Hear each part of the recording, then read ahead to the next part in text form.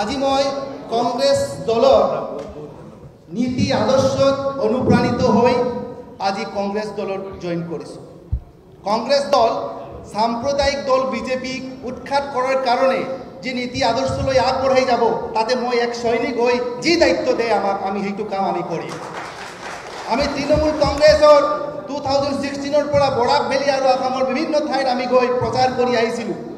তেতিয়াই তৃণমূল কংগ্ৰেছৰ ফ্লেগ নাই, তেতিয়াৰ পৰা মই ফ্লেগটো লৈ কাম কৰিছিলোঁ যে আমাৰ গণতন্ত্ৰ ৰক্ষা আৰু মানুহৰ অধিকাৰ আদায় কাৰণে মই কাম কৰি যাম। কিন্তু সেই সুবিধাটো আজি নাই পোৱা হৈ গ'ল। সেইটো কাৰণে মই কংগ্ৰেছ দলৰ নীতি আদৰ্শ অনুপ্ৰাণিত হৈ ইয়াত আজি জইন কৰিছোঁ। আমাৰ ইয়াত x minister Rakibul Hussain sir আছে। আমাৰ মণিপুৰী সমাজৰ মণিপুৰী ডেভেলপমেণ্ট কাউন্সিল এই কংগ্ৰেছ চৰকাৰ থকাকালীন কংগ্ৰেছ পাৰ্টীয়ে আমাক দিছে।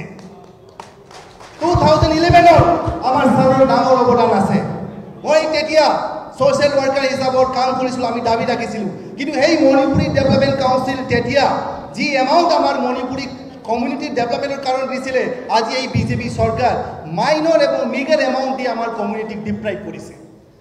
আমাৰ Manipuri medium of instruction Congress চৰকাৰে দি আমাক স্কুল পৰ্যায়ত প্ৰাইমাৰী লেভেলৰ পৰা এই MA MSc ইউনিভাৰ্চিটিলৈকে আমি মিডিয়াম অফ ইনষ্ট্ৰাকশ্যন ষ্টাডি কৰিব পাৰোঁ। কিন্তু কি কৰিছে এই বিজেপি চৰকাৰে স্কুল এমালগেমেশ্যনৰ নামত আমাৰ মাতৃভাষা যিটো মাতৃদুগ্ধসম সেইটো স্কুল এমালগেমেশ্যনৰ মাধ্যমে স্কুলটো বিলুপ্ত কৰিছে। সেইটো কাৰণে মই কৈছোঁ আজি কংগ্ৰেছ থাকিলে আমাৰ বিভিন্ন জাতি গোষ্ঠী জনগোষ্ঠীৰ যিবিলাক দাবী আদায় যিবিলাক স্বাৰ্থ সেইটো ৰক্ষা হ'ব। এবং আমাৰ শিলচৰৰ হয়, মই শিলচৰৰ যিটো প্ৰাৰ্থী আছে কংগ্ৰেছ পাৰ্টি সেইটোৰ হয় আমি যিবিলাক দায়িত্ব আপোনালোকে দে আমাৰ AICC APCয়ে সেইটো হৈ কাম কৰি তাক জিতাই লৈ অহাৰ সেই কথাটো আমি আপোনাক প্ৰতিশ্ৰুতি দি আমাৰ ধন্যবাদ।